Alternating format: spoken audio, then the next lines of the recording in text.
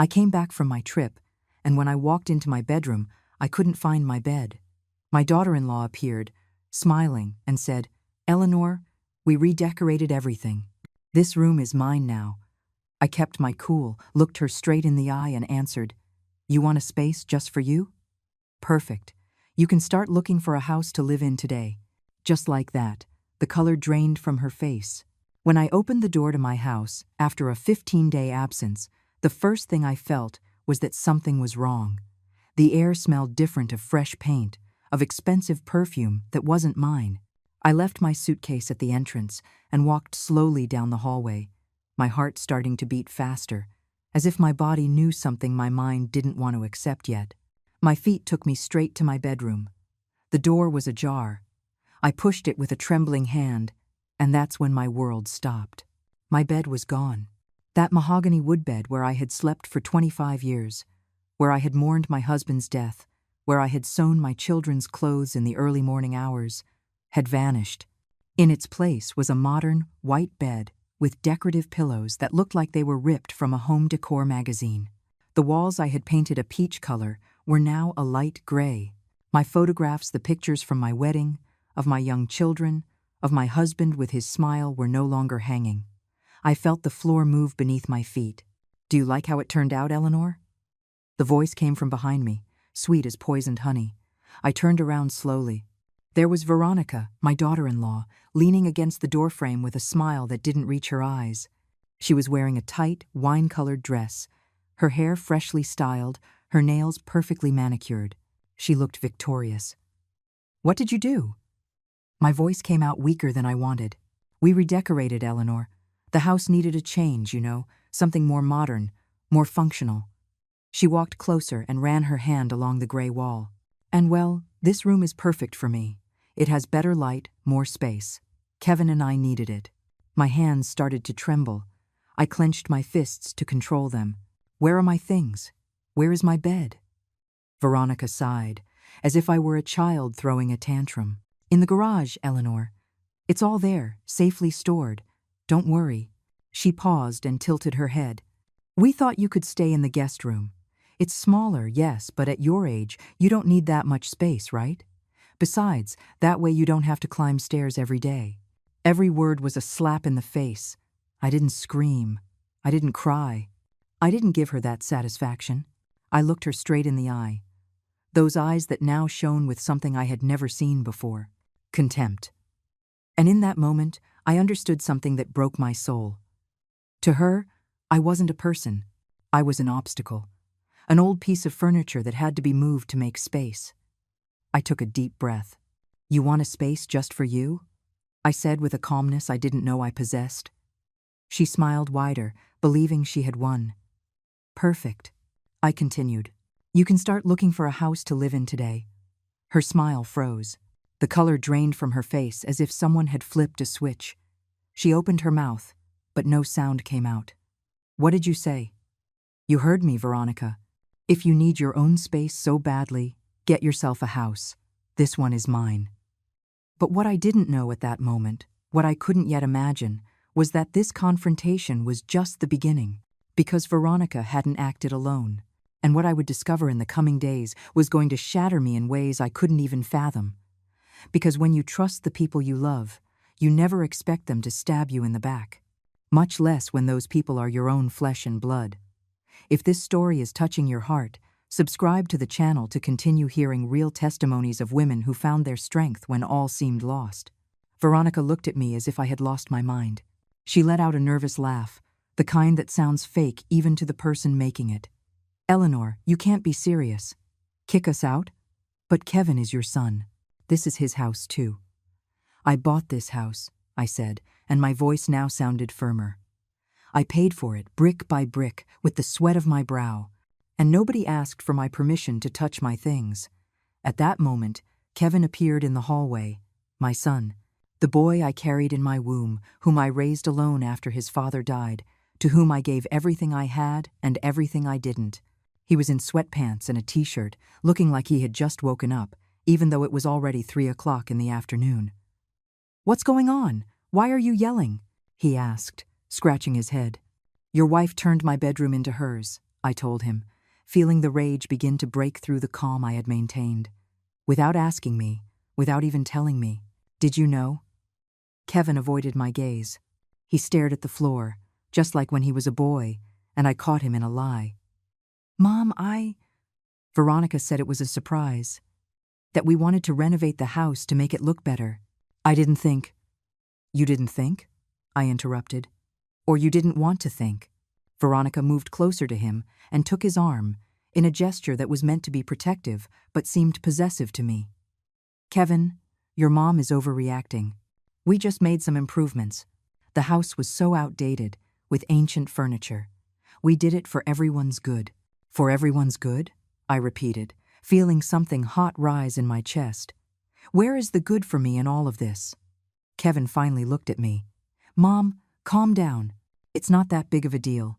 We can fix up the guest room really nicely for you. We can even… I don't want you to fix anything for me. I cut him off. I want my room. I want my things. I want to be respected in my own house. The silence that followed was thick, uncomfortable. Veronica squeezed Kevin's arm tighter. Eleanor, I think you're being a little selfish, she said, and her tone had now changed. It was colder. This house is big. It has 4 bedrooms.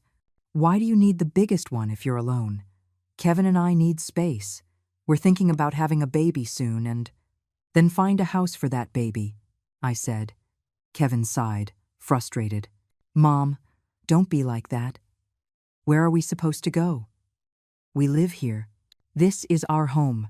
Your home, I repeated slowly, letting the words hang in the air. And what about mine? I needed to see my things. I needed to confirm with my own eyes that this wasn't a nightmare. I went down the stairs to the garage with Kevin and Veronica following me. When I opened the door, the smell of dampness hit me in the face. There they were, my furniture, my antique wooden dresser, the one that had belonged to my mother, my disassembled bed, leaning against the wall, my boxes. I opened one with trembling hands and found my photographs thrown in carelessly, some with broken frames. The photo from my wedding to Arthur, the glass shattered right over his smiling face. I felt something inside me break. We put them away carefully, Eleanor, Veronica said from behind, but her voice sounded hollow without conviction. I took the broken photograph in my hands. Arthur looked at me from the past, young, happy, not knowing he would die just 12 years later and leave me alone to raise our children. I pressed the frame against my chest. I need to be alone, I murmured. Mom, Kevin tried to approach. I said I need to be alone, I shouted, and my voice bounced off the garage walls. They left. I heard them go up the stairs and close the door. I stayed there, sitting on the cold garage floor, surrounded by my life packed in cardboard boxes as if it were worthless. I cried. I cried like I hadn't cried since Arthur's funeral. But these tears were different. They weren't of sadness for an unavoidable loss. They were of rage, of betrayal, of a pain so deep it was hard to breathe. Because it's one thing to lose someone to death. It's another thing entirely for the living to erase you, to discard you, to treat you like an inconvenience in your own home. That night I slept in the guest room. Or I tried to sleep. The bed was small, the mattress hard, and from there I could hear Veronica and Kevin's laughter in my bedroom. Sometime in the middle of the night, I heard them making love. And I, the owner of that house, was lying there in a room that smelled of disuse, staring at the ceiling, wondering at what point my life had turned into this. But what they didn't know, what I still didn't know, was that this humiliation was just beginning. Because the next day I was going to discover something that would force me to open my eyes once and for all. Something that was going to show me that the redecoration of my room wasn't just a whimsical remodel. It was part of a plan they had been hatching for months. And I had been so blind, so trusting, that I didn't see the signs until it was too late. Or maybe not too late. I couldn't sleep. The hours passed slowly, heavily, as I tossed and turned on that small bed that creaked with every movement. At 4 o'clock in the morning, I gave up. I got up and went to the kitchen to make myself some chamomile tea, the kind my mom used to make for me when I was a little girl and couldn't sleep. The house was silent. The only sound was the ticking of the wall clock that Arthur gave me on our 10th anniversary. I sat at the kitchen table with the hot mug between my hands, and memories washed over me like waves. I remembered when Arthur and I were young and dreamed of having our own house. We lived in a rented 2-bedroom apartment in a rough part of the city, with walls so thin we could hear everything the neighbors did. Arthur worked as a mechanic, and I sold homemade casseroles in the mornings. We saved every dollar, every single dollar. I remembered the day we found the land. It was an empty lot out in the suburbs, way past where the city lights ended, with no utilities, but it was the only thing we could afford. $20,000 that took us 8 years to save. When we signed the deed, Arthur picked me up and spun me around in the middle of the dusty plot. "We're going to build our future here, my love," he told me. I was 32 years old. He was 35. We never got to build it together. 2 years after the accident, Arthur died when a car ran a red light and hit him on his way to work. I was left alone with Kevin, who was 15, and Claire, who was 12. With no money, still without our own house. But I did have a piece of land and a promise I had made at his grave. Our children were going to have that home. I took 2 jobs, 3 sometimes. I cooked at a diner from 6 in the morning to 2 in the afternoon. Then I cleaned offices from 4 to 9 at night. On weekends, I sold cupcakes and cookies for kids' parties. I slept 4 hours a day. My hands filled with calluses. My back started to ache permanently, but I kept saving. Kevin would tell me, "Mom, get some rest, the house doesn't matter." But it did matter. To me, that house was more than bricks.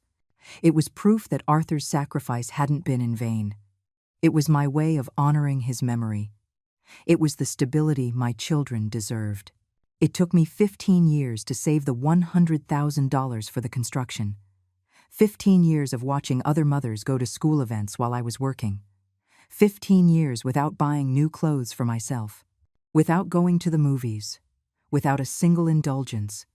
Everything, absolutely everything, went to the house.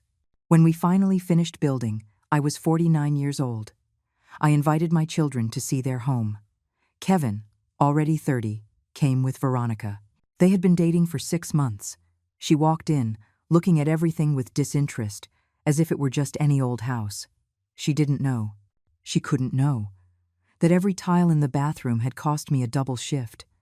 That every window represented a month without eating meat. That the spacious living room existed because I had worn shoes with holes in them for 2 years. Claire did cry.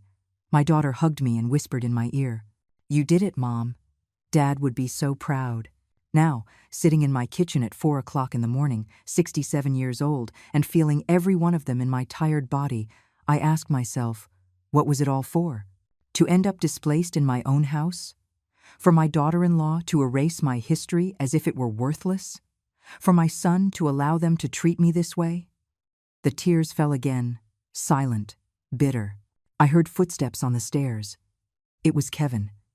He was coming down in his boxers and a t-shirt, his eyes puffy with sleep. He was surprised to see me. "Mom, what are you doing awake?" I didn't answer right away. I looked at him. I tried to see in this 42-year-old man the little boy who used to hug me and tell me I was the best mom in the world. But that boy was no longer there. "I can't sleep in that bed," I finally said. "My back hurts." Kevin opened the refrigerator and took out some water. He poured himself a glass and stood there, not looking at me. "Mom, I know you're upset, but do you know how much this house cost me, Kevin?" He remained silent. "Do you know how many nights I worked without sleep so you could have a roof over your head? How many times I skipped meals so you could eat 3 times a day?" "Mom, don't start with that." "No, son, I need you to understand." I stood up, feeling my knees protest. This house isn't just walls and a roof. It's my blood, it's my life, and you two are treating it like it's a property you can just remodel as you please. Kevin put the glass down on the table with more force than necessary. "So what do you want me to do? Tell Veronica to undo everything? We already spent $15,000 on the remodeling, Mom." $15,000? I froze. "What did you say?" "The paint, the furniture, the decorator, all that costs money." "And where did you get that money?" Kevin looked away. "We have our savings." But something in his tone told me he was lying. I knew him too well. When he lied, he would scratch the back of his neck and avoid looking me in the eye, just as he was doing now. "Kevin, look at me." He didn't. He glanced up, and in his eyes, I saw something that scared me. Guilt, deep guilt. "What did you do?" I asked, feeling fear creep up my spine. "Nothing, Mom. We just improved the house, that's all." "Did you use my money?" "No." "Then what?" Silence. A silence that weighed a ton. Kevin finished his water in one gulp and headed for the stairs. "I'm going back to sleep. You're being paranoid." I was left alone again in the kitchen, but now fear had settled in my chest like a clenched fist, because I knew my son, and I knew when he was hiding something from me. Something big. The next day, I would start looking for answers. I was going to open drawers, check papers, ask questions, and what I was going to discover would break my heart into even smaller pieces. Because sometimes the greatest pain doesn't come from strangers. It comes from the people who swore to love you, and when that betrayal is revealed, the world is never the same again. For the next 3 days, I acted as if nothing had happened, as if I had accepted my new place in the hierarchy of my own house. I made breakfast, I cleaned, I smiled when I had to smile, but inside, every fiber of my being was on alert, watching, listening. Veronica paraded around the house like a queen. She had taken over not only my bedroom, but also my space in the kitchen. She moved my cast-iron skillets, the ones Arthur had given me, to the top cabinet where I could barely reach.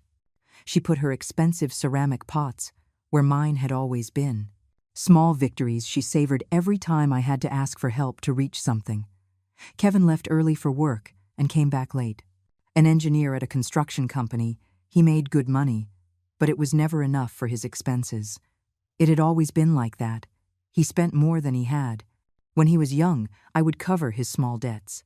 He's young, he's learning, I told myself. Now he was 42 and still hadn't learned. On the third day, Veronica went to the salon. "I'm going to get my hair done, Eleanor." "I'll be back in 3 hours," she said while putting on lipstick in front of the foyer mirror. My mirror, the one I had bought at a flea market 20 years ago. Kevin was at work. The house was empty, silent. It was my chance. I went up the stairs slowly, holding my breath as if someone could hear me. I entered what had been my bedroom. The smell of Veronica's perfume saturated the air. It made me nauseous, but I pushed forward. I opened the closet. All my clothes were gone. In their place, expensive dresses, designer shoes, purses that cost what I used to earn in a month when I was working. I closed the closet and went to the desk.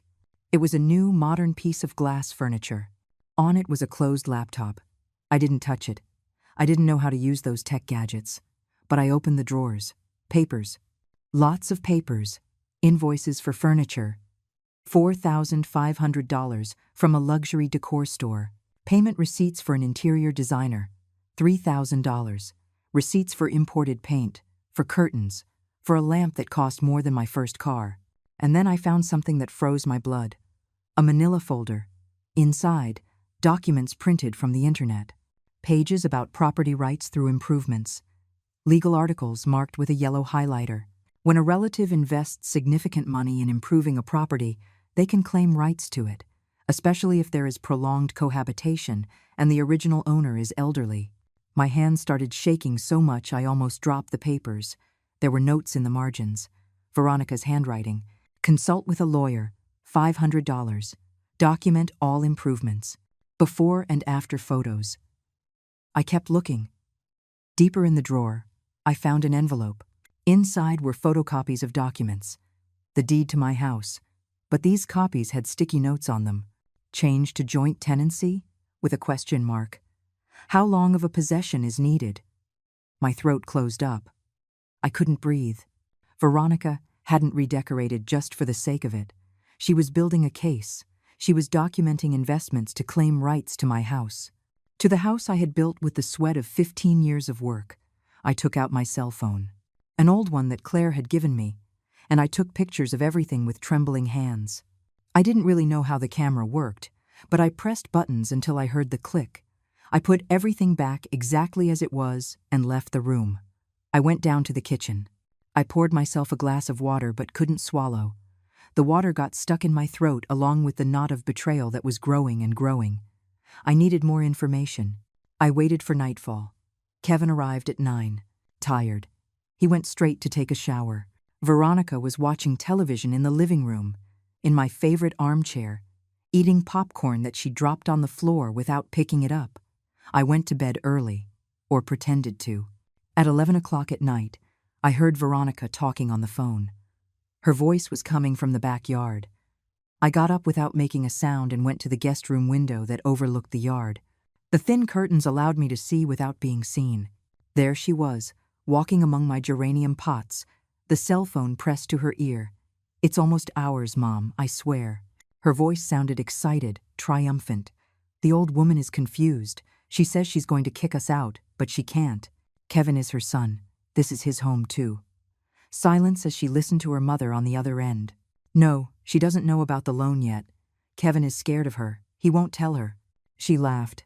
"Imagine her face when she finds out we use the house as collateral, but by then we'll have everything settled." My heart stopped beating. "Loan? Collateral? Look, Mom, the plan is simple," Veronica continued. "We keep investing in improvements. The more money we put in, the stronger our legal case. The lawyer said that if she tries to kick us out, we can countersue for the investments. And if she gets difficult, well, she's already 67. How much time does she have left? 5, 10 years max. Afterwards, this house will be worth more than $500,000 with all the work we've done. We'll sell it and buy something better in Lincoln Park, just like you always wanted." Tears rolled down my cheeks, but I made no sound. I bit my fist to keep from screaming. "Kevin is a fool, but he's manipulable," Veronica went on. "His mom has him so messed up that he'll do anything not to disappoint her, but she can't manipulate me. I know what I want, and I'm going to get it." More silence, then a laugh. "Violent? Don't be so dramatic, Mom. I'm just being smart. If she was dumb enough to let us live here for free all these years, that's her problem. We're just taking advantage of the opportunity." "For free," she said, "for free. As if for the 3 years they had lived here I hadn't cooked for them every day. As if I hadn't washed their clothes. As if I hadn't paid for the electricity, the water, the gas. As if I hadn't given Kevin $5,000 when he needed the down payment for his car because his credit was rejected." I moved away from the window before I could hear any more. I went back to my small bed and lay there, staring at the ceiling, my heart beating so hard I could feel it in my ears. Now I knew the truth. It wasn't just about taking over a room. It was a calculated, meticulous plan to take my house, to take the only thing I had left in this world. And Kevin knew. My son knew, and he hadn't said anything. That night, I made a decision. I wasn't going to scream. I wasn't going to cry anymore. I wasn't going to give them the pleasure of seeing me broken. I was going to be smart. I was going to plan. And when I struck, it was going to hurt so much they would never forget what it feels like to betray someone who gave you everything. But first, I needed help, and I knew exactly who to call. The next day, very early, I dialed a number I hadn't used in months. The phone rang 3 times before it was answered. "Mom, are you okay?" Claire's voice sounded worried. I never called her so early. "Honey," I said, and my voice broke despite my efforts to sound strong. "I need you to come home. I need your help, and I need you to come now." Claire arrived 2 days later. She couldn't come sooner. She had hearings scheduled at her law firm in Denver, but she promised she would come for the weekend. Those 2 days were the longest of my life. Veronica noticed that something had changed in me. I no longer smiled at her. I no longer pretended that everything was fine. She watched me with suspicion, like a cat that knows the mouse is planning to escape. "Is everything okay, Eleanor?" she asked me on Thursday morning as I was making breakfast. "Perfectly," I replied without looking at her. "You seem tense." "I'm fine." She put her coffee mug down on the counter with a sharp rap. "Look, Eleanor, if you're still upset about the room, I think you're being very immature. It's time you get over it. Things change. You're old now. You need to adapt." I turned to look at her. She was wearing a designer tracksuit that cost what I used to earn in a week selling casseroles 20 years ago. Her hair pulled back in a perfect ponytail, her nails freshly done. All paid for with money my son went into debt to give her. "You're right," I said with a calmness that surprised me. "Things do change." She smiled, thinking she had won again. She had no idea what was coming. On Friday night, Veronica gave me the news. "Eleanor, some friends are coming over for lunch tomorrow. We'll be in the living room, and we need privacy. Can you stay in your room? Oh, and if you could make something tasty, we'd appreciate it. You know, your baked ziti is good. Make that." It wasn't a question. It was an order. Kevin was sitting on the couch watching the football game on television. He said nothing. He didn't even look at me. "What time?" I asked. "Around 1 o'clock in the afternoon. And Eleanor, please, wear something presentable. Not that old bathrobe you always wear." That night, I barely slept. I knew Claire would arrive in the morning. I knew I just had to hold on a little longer. But I never imagined that before my daughter arrived, I would experience the greatest humiliation of my life. Saturday, 11 o'clock in the morning, I started preparing the baked ziti, a rich meat sauce with the touch my mother taught me, layers of pasta, creamy ricotta, and melted mozzarella. The smell filled the house. At 12:30, the doorbell rang. Veronica ran to open it. 4 women her age walked in, all dressed up, perfumed, laughing loudly. They brought bottles of wine, bags from an expensive boutique. "Welcome to my house," Veronica said, emphasizing the "my" while glancing at me. They settled in the living room. I served the ziti on the breakfast bar, thinking they would come get it. But Veronica came into the kitchen and gestured with her hand. "Eleanor, bring it to the living room and get us the wine too." I froze. "What?" "Serve us in the living room. We don't want to get up." I took a deep breath. I took the tray with the plates and went out. Veronica's friends looked at me with curiosity. "Oh, that looks delicious," said one of them, a blonde wearing sunglasses inside the house. I served the plates. I went to get the wine. When I returned with the bottle and glasses, Veronica was showing her friends her new room. "Come on, I'll show you how it turned out. It's beautiful." The 5 of them went upstairs. I stayed downstairs, feeling my stomach churn. I could hear their voices and laughter from the second floor. "It's gorgeous, Veronica. And this was your mother-in-law's room?" "Yes, but you know how older ladies are. Everything old and depressing. We did her a favor by moving her to a smaller room." Laughter. They came down 10 minutes later. They sat down to eat. I was in the kitchen, cleaning, trying to disappear. But then I heard Veronica's voice. "Eleanor, can you bring us more napkins?" I came out with the napkins. When I placed them on the table, one of the friends, a brunette with huge earrings, looked at me with a condescending smile. "And you're Kevin's mom?" "Yes." "Oh, how convenient to have help living in the house. Right, Veronica?" she said to Veronica with a knowing nudge. My blood ran cold. "Very convenient," Veronica replied between laughs. "Although sometimes you have to tell her how things are done. You know, the older generation had different standards." The laughter grew louder. Another friend, a redhead with long, decorated nails, looked directly at me. "And do they pay you anything?" "I mean, for cooking and cleaning." The silence that followed was deafening. Veronica took a sip of wine, enjoying every second. "No, but we give her a roof over her head and food. That's enough, isn't it? Besides, she's family. Family helps each other out." The laughter exploded. I just stood there, my cheeks burning, feeling each laugh like a slap. They saw me as the maid, as a free employee in my own house. "Eleanor, can you clear these plates? We're finished." My hands were shaking as I took the plates. One slipped, but I caught it before it fell. More laughter. "Careful, Eleanor." I went back to the kitchen. I put the plates in the sink. And there, standing in front of the window where the midday sun streamed in, something inside me broke. It wasn't dramatic. It wasn't loud. It was silent, like when a pane of glass cracks. A fine fracture that changes everything. I leaned on the sink, closing my eyes, breathing deeply. The tears wanted to come, but I didn't let them. I wasn't going to cry. Not anymore. In that moment, I heard a voice behind me. "Mom, I turned. There was Claire in the kitchen doorway. I hadn't heard her arrive.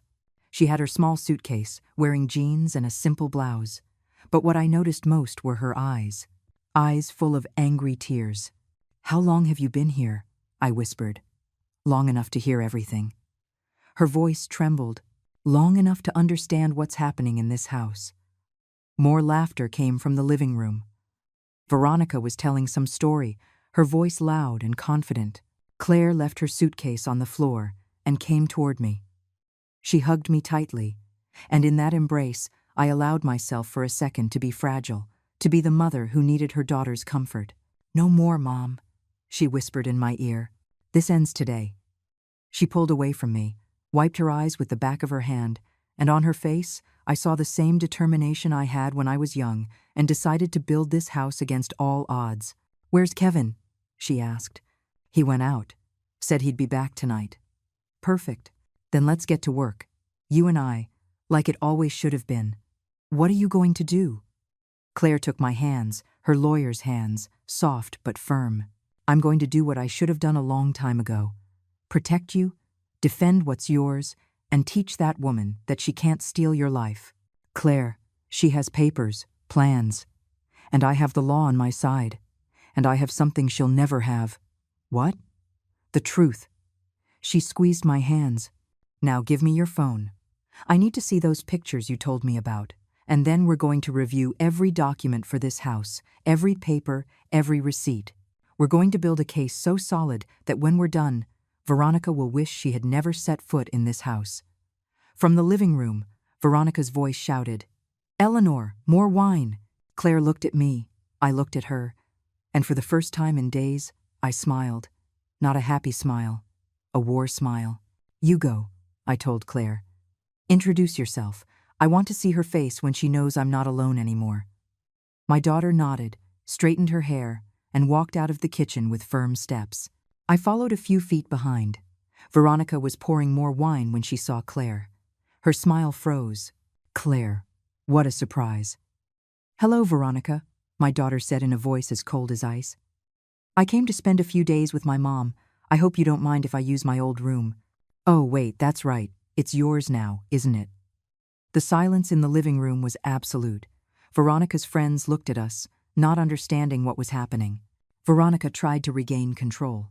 "Of course it's no problem. You can stay in the other guest room."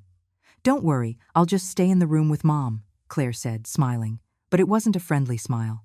"We have a lot to talk about. Legal matters. About property, inheritance, that sort of thing. Right, Mom?" All eyes turned to me. "That's right, honey," I said, and my voice came out firmer than it had in days. Lots of things to review. I saw the color drain from Veronica's face, and I knew she knew. She knew her game was over. That the dumb, manipulable mother-in-law she could strip of everything had just called in reinforcements. And these reinforcements were not going to play fair. Veronica's friends left half an hour later. The atmosphere had become uncomfortable, tense, like when everyone knows a storm is about to break but no one wants to be the first to talk about it. Veronica saw them to the door with fake kisses and promises to see them soon. But I could see her hands trembling as she closed it. Claire and I were sitting at the dining room table. My daughter had taken out her laptop, a slim silver one that shone under the light, and had spread papers all over the table. I had given her my phone with the pictures I took from Veronica's desk. "This is serious, Mom," Claire said as she reviewed the images, enlarging them with her fingers on the screen. "Very serious." Veronica entered the living room. She had taken off her heels and was walking barefoot, trying to look casual, but I could see her eyes darting to the papers on the table. "What are you two doing?" Claire looked up. "Reviewing documents. Mom's legal affairs. Don't worry about it." "What documents?" "The ones for the house," I answered, looking her straight in the eye. "The deed, the payment records, everything that proves who owns this property." Veronica crossed her arms. "Nobody's saying it's not your house, Eleanor." "Oh, really?" Claire took out her own phone and pressed the screen. Suddenly, a voice filled the room. Veronica's voice, talking on the phone in the yard. "It's almost ours, Mom. The old woman is confused. She doesn't know about the loan yet. I had recorded everything that night without her knowing. My old cell phone had a voice recorder function that Claire had taught me how to use months ago. The color drained from Veronica's face. She opened her mouth, but no sound came out. "Sit down," Claire said in her lawyer voice, the one that doesn't take no for an answer. Veronica remained standing. I said, "Sit down." Veronica obeyed, collapsing onto the couch, as if her legs could no longer support her. Claire stopped the recording. "Now we're going to talk, and you are going to tell me the truth." "What loan?" "I don't know what you're talking about." "Don't take me for an idiot." Claire's shout surprised even me. My daughter had always been calm, measured. "I have the recording. I have photos of legal documents you were researching on property rights. I have receipts for $15,000 in renovations that were not authorized by the owner of this house. So I'm going to ask you one more time. What loan?" Veronica bit her lip. Her eyes filled with tears, but I no longer felt any pity. I just wanted answers. "Kevin," she began in a broken voice. "Kevin took out a loan. I wouldn't know." "For how much?" Silence. "How much?" $25,000. I felt like I had been punched in the stomach. $25,000. More than what part of this house cost to build. "And what did you use as collateral?" Claire asked, although from her tone, she already knew the answer. "The house," Veronica whispered. Claire stood up, pacing around Veronica like a prosecutor questioning a witness. "You used my mother's house, without her knowledge, without her signature, as collateral for a loan. Do you have any idea that's fraud?" "We do have the signature," Veronica blurted out. "Kevin forged." She covered her mouth, but it was too late. The words were out. The world stopped. "What did you just say?" My voice came out as barely a whisper. Veronica started to cry for real now, with sobs that shook her body. "We didn't want to do it like this, but we needed the money. Kevin has debts. A lot of debts you don't know about, Mom. Credit cards, personal loans. If we didn't pay, they were going to sue him, send him to prison. And his solution was to steal his mother's house?" Claire's voice was like steel. "To forge her signature? We were going to fix everything before you found out." Veronica looked at me desperately. "The plan was to remodel the house, increase its value, and then sell it. With that money, we would pay off the loan and give you your share. We were going to buy you a small, comfortable apartment where you wouldn't have to worry about anything. Where I wouldn't be in the way." I finished the sentence for her. A heavy silence fell. "And the legal research on property rights?" Claire continued. "Was that also part of this generous plan?" Veronica didn't answer. "I thought so." Claire went back to her laptop. "Mom, give me the deed to the house." I got up on trembling legs and went to my room, the guest room where I now slept. From the bottom of my suitcase, I took out a yellow envelope where I kept the most important documents of my life. The deed was there, protected in a plastic sleeve. I brought it to Claire.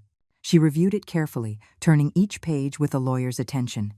"Here it is," she said after a few minutes. "Protective clause. Dad was very smart when he drafted this with the lawyer. The house is solely in Mom's name. For any transaction, sale, or use of the property as collateral, her certified signature before a notary with 2 witnesses is required. And it says here specifically that no one can transfer rights or create liens without the explicit consent of the owner." She looked at Veronica with eyes that could cut glass. "Which means that any document you signed with a lender is null, completely invalid.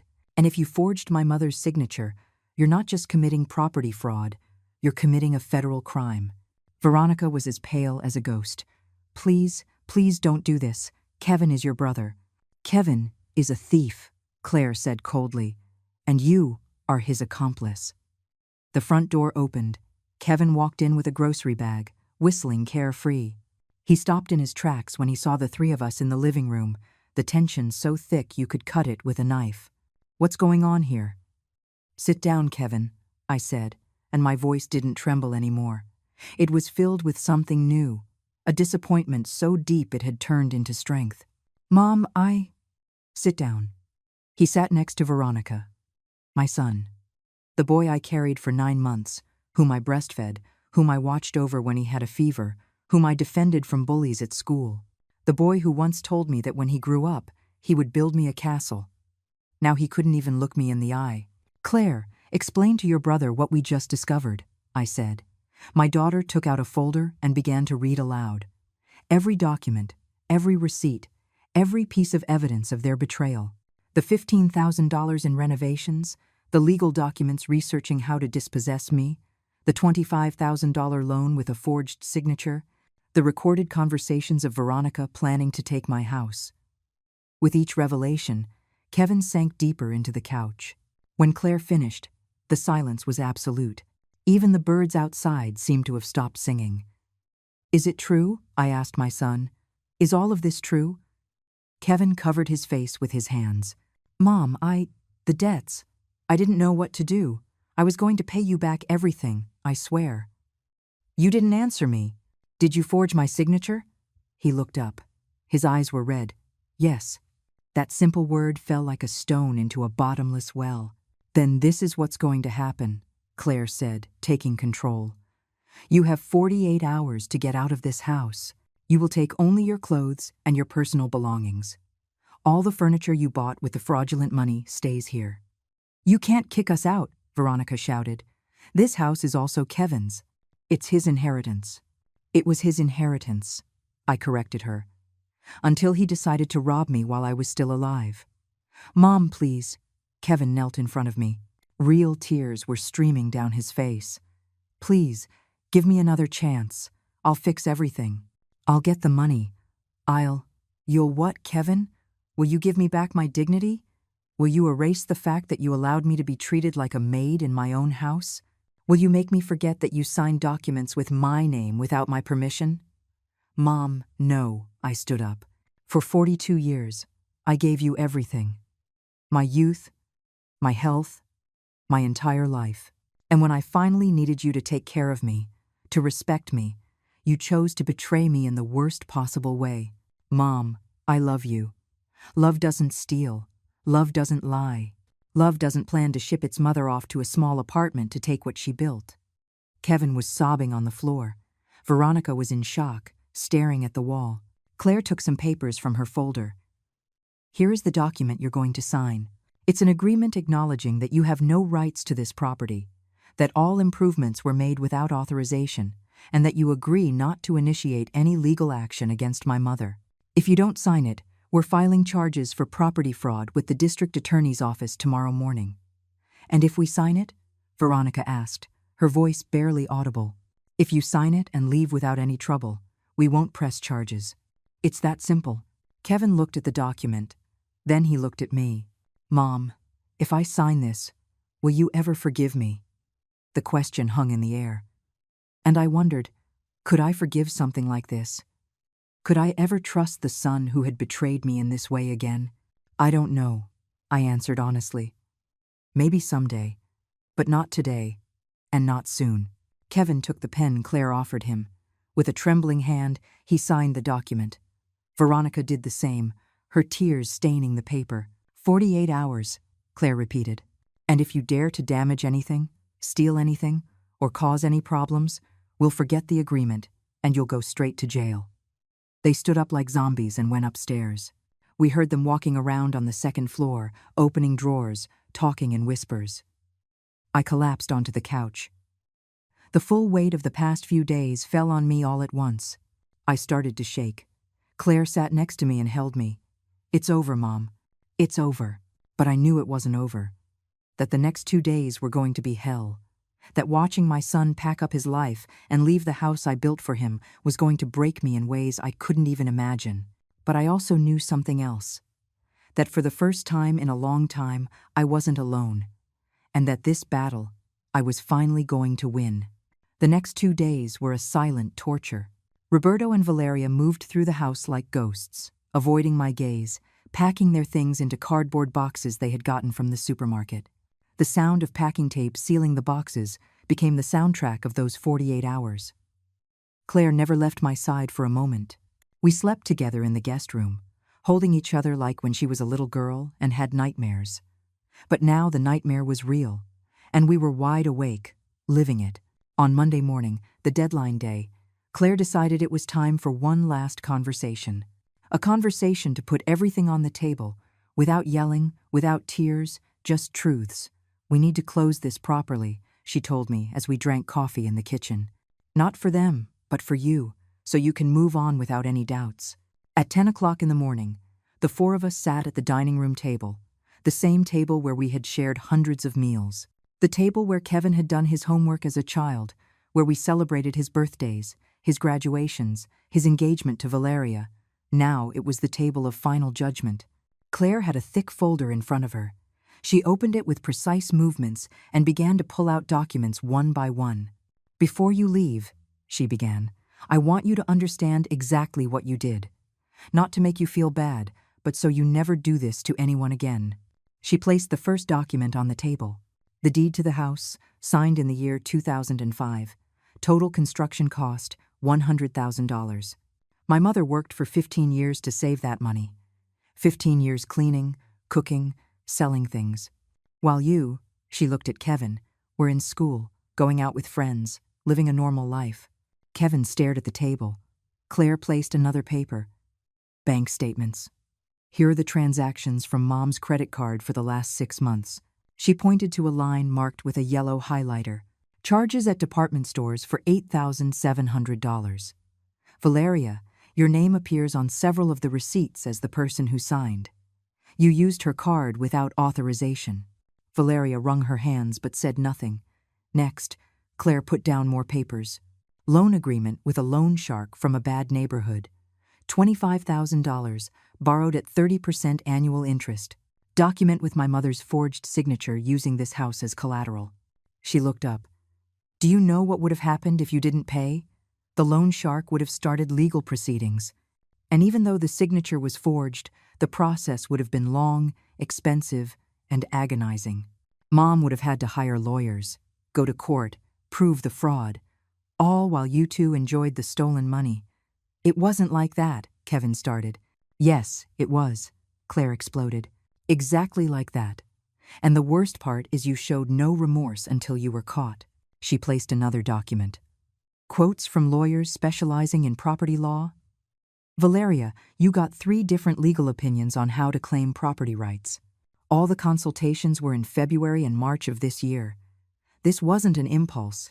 It was a calculated plan that went on for months. I just wanted to secure our future, Valeria mumbled. At whose expense? Claire asked her. At the expense of a 67-year-old woman who gave everything for her family? Valeria stood up abruptly. That's enough. What do you want me to say? That I'm sorry? Well, I am. Are you happy? But don't pretend your mom is a saint. She has always manipulated Kevin. Always made him feel guilty, like he owes her his entire life, just because she decided to sacrifice hers. I gasped. How dare you? I began. It's the truth. Valeria's cheeks were red, her eyes bright. It's always, Mom suffered so much. Mom worked so hard. Mom sacrificed so much. And you know what? Yes, she did, but that was her choice. Kevin didn't ask her to work herself to death. He just wanted a mother, not a martyr who charges him for every dollar invested. Kevin put his hand on her arm. Veronica, stop. No, Kevin, I'm not going to be quiet anymore. She turned to me. I know we made mistakes. I know we were wrong. But you're not perfect either, Eleanor. Always trying to control Kevin's life. Always meddling in our marriage. Always comparing me to your perfect, sacrificial life. The words hurt. They hurt because there was a small truth in them. Maybe I had been too present. Maybe I had used my sacrifice as an emotional weapon without realizing it. You're right, I said, and everyone looked at me, surprised. I'm not perfect, and maybe I did make mistakes as a mother. Maybe I pushed too hard. Maybe I reminded you too many times of everything I did for you. I stood up, looking Kevin in the eyes. But none of that justifies what you did. None of that justifies stealing from me, forging my signature, planning to dispossess me of the only thing I have left. If you were angry with me, you should have talked about it. If you felt pressured, you should have set boundaries, but you had no right to destroy me. Kevin had tears running down his cheeks. Mom, I never wanted to destroy you. I just felt so pressured. The debts, work, Veronica wanting a better house, and me not being able to give her anything. And there was this house, so big, just for you. And I thought if we could have it, everything would be fixed. And my opinion? My will? Did that not matter? I thought you wouldn't notice until it was too late, he said, and the brutal honesty of his words was like a punch. I thought by the time you realized, everything would be legally settled, and you'd have to accept it. There it was, the naked truth. It wasn't a mistake, not an impulse. It was a deliberate plan to steal my house before I could defend myself. Claire placed the last document on the table. Mom's new will. We drafted it with the lawyer yesterday. It specifies that this house, upon her death, will pass entirely to my name. Kevin is explicitly excluded from any inheritance related to this property. You can contest it if you want, but with all the evidence we have, you won't win. Kevin turned pale. You're disinheriting me? Yes, I replied, and my voice didn't waver. Because a son who steals from his mother doesn't deserve to inherit anything from her. But you always said the house was for your children, for both of us. It was for my children, but you decided to stop being my son the day you forged my signature. The silence that followed was devastating. Kevin broke down crying, deep sobs that shook his entire body. Valeria held him, but even she seemed to understand there was no going back. You can leave now, Claire said. Your time was up an hour ago. We gave you extra, but no more. You have 2 hours to finish packing and get out. After that, if you're still here, we're calling the police. Kevin stood up, staggering. He looked at me one last time. Is there anything I can do to make you forgive me? The question hung in the air, and I wondered, what could he do? What actions could erase this betrayal? I don't know, Kevin. Maybe with time. Maybe if you prove with actions, not words, that you understand what you did. But that doesn't mean you'll ever live here again. It doesn't mean I'll include you in my will again. Some things, once broken, can never be the same. But I'm your son, and I'm your mother, and you betrayed me. I took a breath. Now go, please, before I regret not pressing charges. They went upstairs for the last time. Claire and I followed to supervise, to make sure they didn't take anything that wasn't theirs. We watched them put the last of their things in suitcases, dismantle their decor from my bedroom, watched Veronica take down the expensive curtains she had bought, the framed pictures of the two of them, the modern lamp.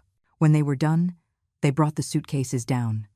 4 large suitcases, 3 boxes. That was all they were taking from 3 years of living here.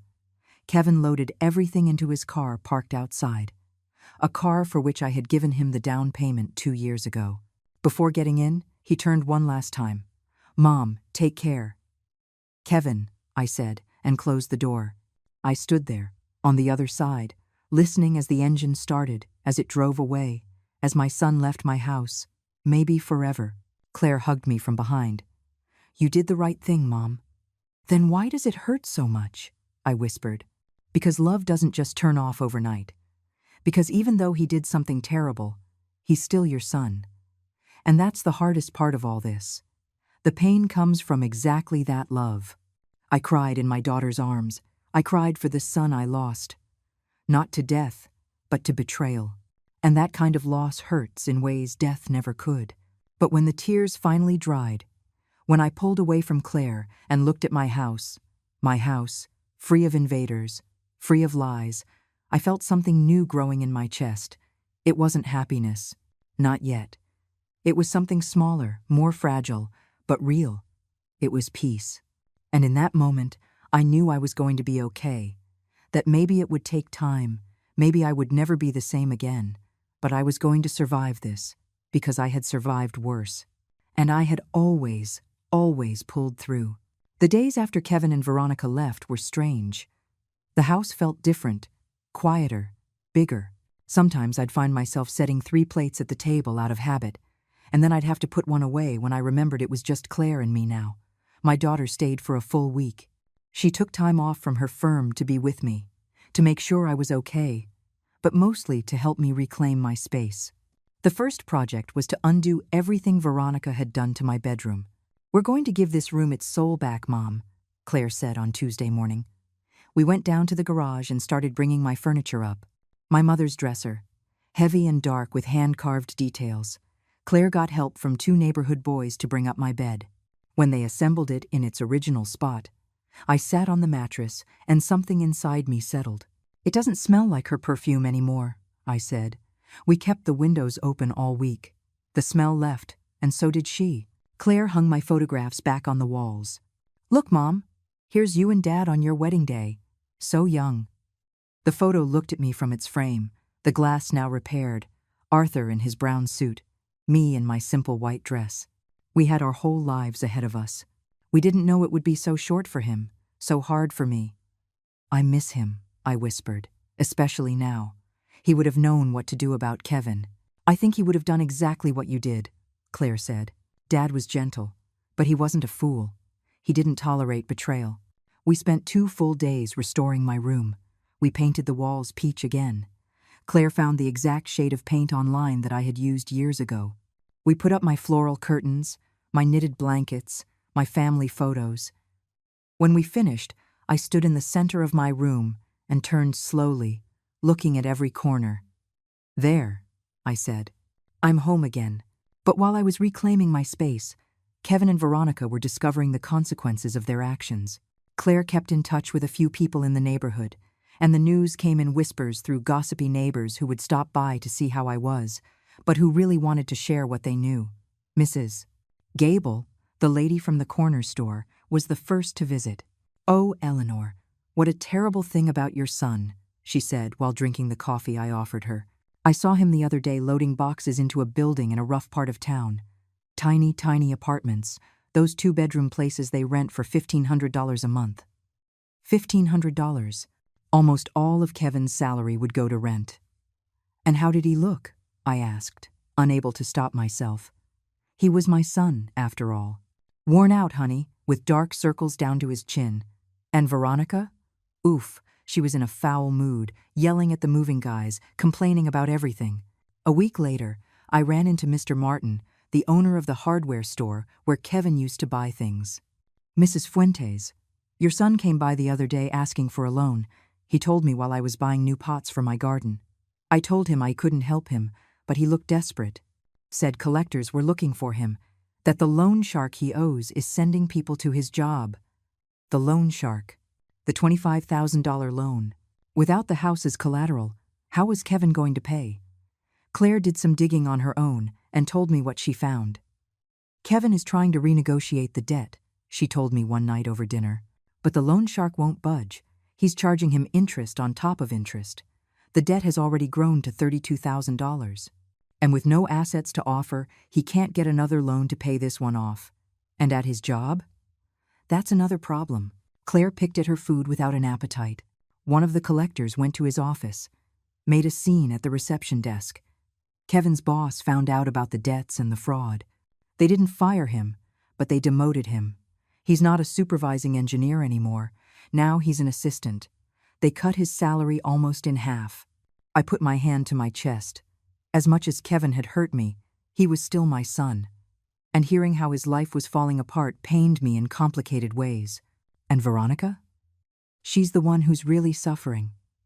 Claire almost smiled, but it was a sad smile.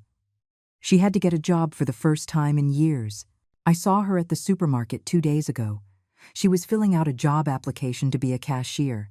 The image of Veronica, always so put together, so smug, working as a cashier was hard to imagine. 2 weeks after the eviction, I received a call. It was an unknown number. I hesitated before answering. "Hello?" "Eleanor, it's Claudia, Veronica's mother." "Veronica's mother, the one who told her daughter she was smart for trying to steal my house. What do you want?" "I need to talk to you." Her voice sounded tired. "Can we meet?" "I have nothing to talk to you about. Please, just half an hour. I promise it will be worth your while." Something in her tone made me agree. We arranged to meet at a coffee shop near my house the next day. Claudia arrived on time. She was a woman my age, well-dressed, but her face was marked with exhaustion. She sat across from me and ordered a black coffee. "Thank you for coming," she said. "You have 20 minutes, I replied coldly. She sighed deeply. "I came to apologize, on behalf of my daughter and myself." "Apologize?" I knew what Veronica was planning. She told me everything, and instead of stopping her, I encouraged her. Her eyes filled with tears. I thought she was being clever, that she was securing her future. I didn't think about you. I didn't think that we were destroying a family. And now you're thinking about it? Now I see my daughter, shattered, crying every night, working jobs she hates, living in an apartment where you can hear everything from the neighbors. And the worst part is, Kevin blames her. He says it was all her idea, that he never would have done anything if she hadn't pressured him. And was it? Claudia shook her head. I don't know. I think they were both at fault. But Kevin is a coward. He'd rather blame her than accept his own responsibility. And Veronica, my daughter, is paying a very high price. As she should. I know. Claudia drank her coffee with trembling hands. I just came to tell you that I'm sorry, and that if you can ever find it in your heart to forgive Veronica, she is truly sorry. I just looked at her, this woman who had encouraged her daughter to rob me, who had participated in the plan. Now she came, repentant, because it all went wrong. Forgiveness isn't asked for, Claudia, it's earned. And your daughter has a very long road ahead of her if she wants to earn it. I understand. And tell her something for me. Tell her to learn her lesson. That you should never, ever try to build your happiness on the destruction of another person, because life has a way of collecting on those debts. Always. Claudia nodded, finished her coffee, and left. I never saw her again. That night, Claire and I had dinner in the backyard. I had bought some string lights and hung them in the trees, even though it wasn't Christmas time. I just wanted my house to feel cheerful again. How are you feeling, Mom? Claire asked. Strange, I admitted. Sad, angry, relieved, all at the same time. That's normal. You lost your son, but you got your house back. It's a painful trade-off. Do you think Kevin will ever come back? Apologize for real? Claire thought for a moment. I don't know, Mom. Maybe. Or maybe he'll never find the courage. Some children never learn. And me? Will I be able to forgive him? Only you know that. And only time will tell. I looked at my house, lit up with colorful lights, my garden with my healthy geraniums, my space reclaimed, my dignity restored. And I knew that whether I forgave Kevin or not, I was going to be okay. Because I had learned the most important lesson of all. That love doesn't mean allowing abuse. That setting boundaries isn't cruelty. That protecting yourself doesn't make you a bad mother. It makes you human. And it makes you strong. Claire had to go back to Denver after 2 weeks. Her job needed her. Her life was there. She hugged me tightly at the door before she left. Will you be okay alone, Mom? I'll be fine, I told her. And this time it wasn't a lie. I'll call you every day, and if you need anything at all, I'll get on a plane and be here in 3 hours. I know, honey, go on, don't worry. I watched her drive away and stood at the door, feeling the morning sun on my face. The house was silent, but it was no longer an uncomfortable silence. It was peace. The following months were about rebuilding. Not just my home, but myself. I hired Mr. Miller, a man from the neighborhood, to help me fix things that had broken over time. Leaks I had ignored. Doors that creaked. Windows that didn't close properly. Little by little, the house once again became what it should have always been. My sanctuary. I started cooking again. But now I cooked for myself, with time, with love. I made my favorite dishes without worrying about anyone else's tastes. Spaghetti and meatballs when I felt like it. Pot roast on a Tuesday. Sweet potato pie just because. And while I was healing, news about Kevin and Veronica kept trickling in. I didn't seek it out, but the neighborhood has eyes and ears everywhere. Mr. Miller told me that Kevin had sold his car. Saw him on the subway the other day, Mrs. Fuentes. Your son on the subway, at 6 o'clock in the morning, packed in with everyone else. He looked defeated. With no car, a lower salary, and growing debts, life was collecting on every stolen dollar. Mrs. Gable told me about Veronica. Saw her at the market, buying the cheapest of everything, bruised tomatoes, chicken that was about to expire. And she was carrying everything in plastic bags because she doesn't even have a shopping cart anymore. She used to come in here showing off her designer bags, remember? I remembered. Veronica always came in with bags from Nordstrom or Macy's, displaying her purchases like trophies. Now she was looking for deals at the market like any normal person. But the story that hit me the hardest came 3 months after the eviction. It was a Saturday afternoon. I was in the garden watering my plants when the doorbell rang. I went to open it and found a woman I didn't know. In her late 30s, well-dressed with a stern face. "Eleanor Fuentes?" "Yes, that's me. I'm Gabriela Montes, an attorney. I represent Mr. Julio Estrada, the lender to whom your son Kevin owes $32,000. My heart sped up. I don't owe anyone anything. I know, but your son used this house as collateral, and while we know the signature was forged and the document is void, my client wants to get his money back. I'm here to ask if you would be willing to—" "No," I interrupted her. "Whatever you're about to ask, the answer is no. That debt isn't mine, it's Kevin's, and he can pay it." The lawyer sighed. "Mrs. Fuentes, I understand your position, but your son has no way to pay. My client is considering other measures legal, but unpleasant. Are you threatening me?" "No, ma'am, just informing you. Kevin filed a complaint alleging that you knew about the loan and are now refusing to help him. It's a lie. We know that, but I wanted you to be aware. I felt my blood boil. My son filed a complaint against me 2 weeks ago. It was dismissed immediately because it had no legal basis, but he did it." When the lawyer left, I sat on the couch feeling the world spin. Kevin hadn't just stolen from me. He hadn't just betrayed me. Now he was trying to blame me for his debts. I called Claire immediately. "Mom, breathe, just breathe," she said from the other end of the line. "That complaint has no value. It's a desperate attempt by Kevin to get himself out of trouble." "How could he do that, Claire? How could he try to drag me into his problems after everything? Because he's scared, because he's a coward, and because he still hasn't learned that actions have consequences. Well, then let him learn the hard way. And therefore." And so he did. 2 weeks later, I heard from Mrs. Gable that Kevin had been officially sued. The loan shark lost his patience and took the case to court. With no assets to seize, they requested direct wage garnishment. 30% of Kevin's salary would go directly to paying off the debt for the next 5 years. "The boy won't even be able to breathe," Mrs. Gable said, shaking her head. "With what little he earns, and taking 30%, they'll be living on a miracle." And so it was. Veronica had to get a second job. I saw her one night when I went to the 7-Eleven near my house. She was there, behind the counter, in the blue and red uniform, serving customers with an exhausted look on her face. Our eyes met. She turned pale. I said nothing. I paid for my things and left. But I saw in her eyes everything she had lost. Her arrogance, her security, her perfect plan for an easy life. Justice doesn't always come with dramatic blows. Sometimes it comes like this, slow, steady, like water wearing away a stone. 4 months after the eviction, I received a call from a number I didn't recognize. This time, it was Kevin.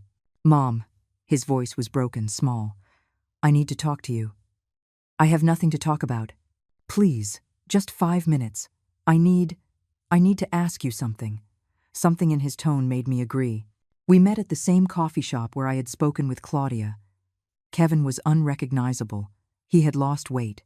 He had gray hairs he didn't have before, deep dark circles, wrinkled clothes. He sat across from me and couldn't look me in the eye.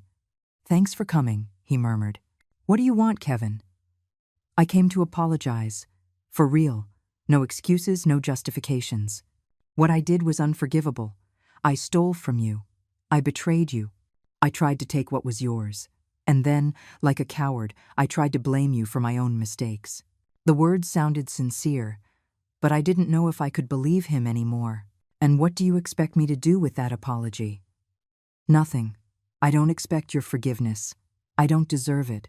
I needed you to know that every day I wake up with the weight of what I did, that I can't sleep thinking about your face when you found out everything, that I've lost my mother because of my own stupidity. Does Veronica know you're here?" Veronica and I separated. I remained silent. It didn't work. When the money ran out, when we had to face reality, we realized we had nothing else. Our marriage was built on comfort and appearances. Without that, only resentment was left. He rubbed his face. "She went to live with her mother 2 weeks ago. We signed the divorce papers yesterday." And you came to tell me this? Why? Because I needed you to know that I'm paying for it, that life is making me pay for every mistake, and that even though I can't fix what I broke, I'm going to spend the rest of my life trying to be a better person. Not for you. For me. Because I don't want to end up alone, bitter, with nothing and no one. I just looked at him, my son, the man who had been a sweet little boy, who brought me flowers from the garden, the one who hugged me and told me I was his hero. Where had that boy gone? Kevin, I don't know if I can ever fully forgive you. I don't know if our relationship will ever be what it was, but I took a breath. I wish you peace. I wish you learn from this, and I wish that you never, ever do to anyone what you did to me. Does that mean? It doesn't mean anything yet. It means I'm open to seeing what you do with your life from now on. Words are easy, Kevin. Actions are what count. His eyes filled with tears. Thank you, Mom. That's more than I deserve. He stood up to leave. Before walking out of the coffee shop, he turned. I love you, Mom. I've always loved you. And I'm so sorry I hurt you. I watched him go, walking slowly with slumped shoulders, and I felt something strange in my chest. It wasn't forgiveness. Not yet. But maybe it was the beginning of something. A very long road to healing. Because poetic justice doesn't always mean total destruction. Sometimes it means giving someone the chance to rebuild from the ashes of their own mistakes. And maybe, just maybe, Kevin would make it. Or maybe not. But that was no longer my responsibility. My only responsibility now was to myself. And for the first time in a long time, I was okay. 8 months have passed since Kevin and Veronica left my house. 8 months that feel like a lifetime. Now, when I wake up in the mornings, the first thing I do is open the curtains of my bedroom and let the sun in. The light fills the space and touches every object I reclaimed. My mother's dresser, the photographs on the walls, the knitted quilt my sister gave me when we first moved into the house. Everything is in its place. And so am I. I've learned to live alone again. It's not a sad loneliness, the kind that crushes your chest. It's a chosen solitude. Peaceful. Mine. Claire comes to visit once a month. She stays for the weekend and we cook together, like when she was a little girl. She teaches me how to use my cell phone better. Now I can even make video calls. She shows me pictures of her life in Denver, of her work, of her friends. She tells me her plans, and I listen with pride, knowing that at least one of my children turned out to be a good person. Mom, you need to meet someone, she said on her last visit. You can't stay locked up in here forever. I'm not locked up, honey. I'm right where I want to be. But a companion, some friends, something, I smiled at her. I have friends, Mrs. Gable and I play bingo on Thursdays. I joined a church group that does crafts, and Mr. Miller invited me to the Saturday afternoon dances at the community center. Really? Claire looked at me surprised. And have you gone? I went once. I laughed. I danced a waltz with a very kind gentleman named Walter, 72 years old, a widower with 3 daughters who live in the United States. He stepped on my feet twice, but it was fun. My daughter hugged me. Oh, Mom, I'm so happy to see you like this. After everything that happened, I thought you'd end up bitter, angry at the world. I was angry. For a long time. But anger is like a poison you drink, hoping it will kill the other person. It only poisons you. I looked out the window toward my garden. I decided I had wasted enough time.